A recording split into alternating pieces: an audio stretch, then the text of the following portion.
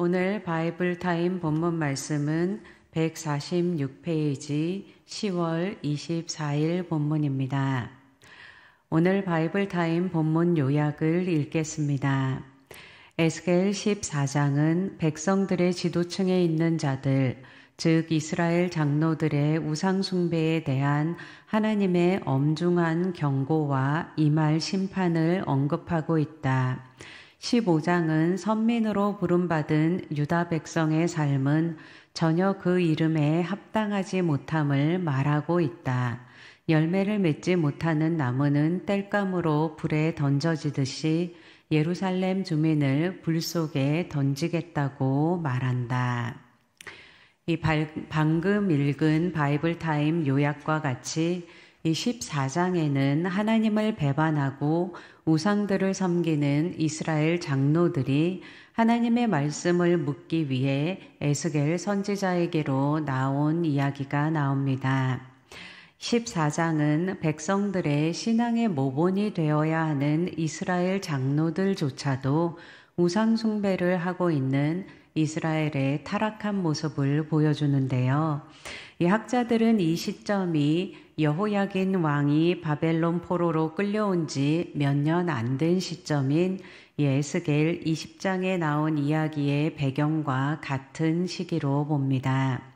이 많은 거짓 선지자들이 막연한 희망적인 예언을 했지만 거짓 선지자들의 예언과는 정반대로 흘러가는 고국의 정세로 인해 포로로 끌려간 공동체의 장로들이 대표자들을 뽑아서 파견해 에스겔 선지자에게 여호와 하나님의 뜻을 물으려 한 시기라고 추측합니다. 이 하나님의 뜻을 물으려 했다는 것만 보면 이들이 하나님의 말씀을 존중하고 소중하게 여기는 것처럼 보일지 모르지만 실상 이들은 바벨론 포로 공동체에 살면서 바벨론의 우상 문화에 젖어서 그들 역시도 우상을 섬기고 있었습니다. 이 남유다에서 우상을 섬기다가 하나님의 심판을 받아서 나라를 잃고 바벨론으로 끌려온 그들이었지만 그들은 과거의 역사를 통해 배우지 못하고 죄악의 걸림돌이 되는 우상들을 계속해서 섬겨왔습니다. 그렇게 우상을 섬기면서도 동시에 하나님의 뜻을 물으려는 장로들에게 하나님께서는 결코 그들이 원하는 대로 응답하지 않으실 것이라고 말씀하십니다. 이렇게 우상 숭배하는 장로들이 하나님의 뜻을 묻는 것은 자신들이 원하는 응답을 바랄 뿐 하나님의 뜻에 순종하려 하는 것이 아니었기 때문이었습니다. 이 마음의 중심을 감찰하시는 하나님께서는 마음속에 우상을 품고 있으면서 하나님의 계시의 메시지를 받으려고 선지자에게로 나오는 이스라엘 장로들의 이중성과 기만적 행위를 간파하시고 의로운 심판을 내리시겠다고 말씀하십니다. 이 5절 말씀, 이스라엘 족속이 모든 우상 때문에 나에게서 떠났으니 이제는 내가 직접 그들의 마음을 사로잡겠다를 학자들은 보다 더 원문에 충실하게 번역한다면 우상들로 인해 하나님을 배반한 이스라엘 족속의 마음 때문에 하나님께서 공의로운 심판을 베푸셔서 그들을 포로처럼 사로잡아 회개하게 하시겠다는 의미라고 설명합니다.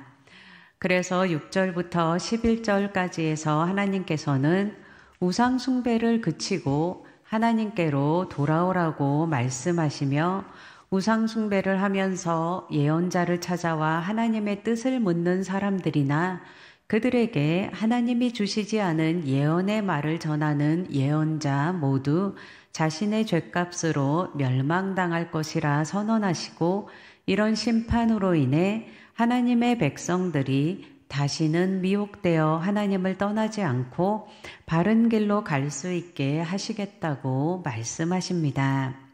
이어 14장 12절에서 23절에서 하나님께서는 위대한 믿음의 사람, 의로운 사람이라고 대표되는 노아, 다니엘, 욥, 이 세 사람이 있을지라도 대기근이나 맹수들, 칼과 전염병과 같은 심판 가운데서 범죄한 유다 공동체의 형벌을 무마해 줄 수 없고 오직 그들 자신만 구원을 받을 뿐이라고 4번이나 반복해서 강조하시며 모든 사람이 각각 자신의 죄로 인해 합당한 형벌을 받을 것이라고 선언하십니다. 여기서 노아와 욥은 성경 속에 의로운 자라고 기록되어 있는 사람들입니다.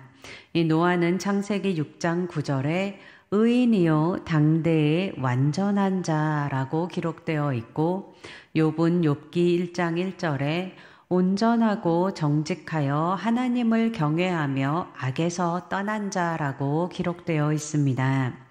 이 다니엘은 직접적으로 그렇게 기록되어 있지는 않지만 이 우상이 범람하는 바벨론 제국 한복판에서 우상에게 바쳐진 부정한 음식을 먹지 않고 또 뜻을 정해 하나님께 기도하다가 사자굴에 던져지기도 한 사람으로 죽음을 무릅쓰고 하나님을 경외하는 신앙을 지켰던 대표적인 인물입니다. 이렇게 위대한 신앙의 사람들이라 할지라도 다른 사람들의 죄를 책임져 줄 수 없으며 각기 사람들은 자신의 죄로 인해 심판받을 것이라고 선포됩니다.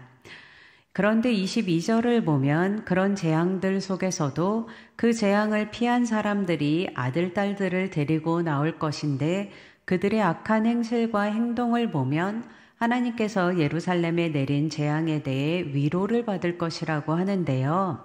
어떻게 보면 이해가 잘 안 되는 구절입니다. 이 재앙을 피한 사람들이라면, 즉 심판을 피한 사람들이라면 선한 사람들을 말하는 것 아닌가? 그런데 그들의 악한 행실과 행동을 본다는 말도 이상하고 그리고 그걸 보는데 무슨 위로를 받는 것인지 생각할 수 있을 텐데요. 이 여기에 나오는 재앙을 피해 나온 사람들은 이 15장에 나오는 타버린 포도나무 비유처럼 불에 던져졌지만 아주 타버려 재가 되지 않고 여기저기 그을리고 반쯤 탄 상태로 남아버린 가지처럼 이 심판의 재앙 가운데서 겨우 살아남은 자들로 보는 것이 타당합니다.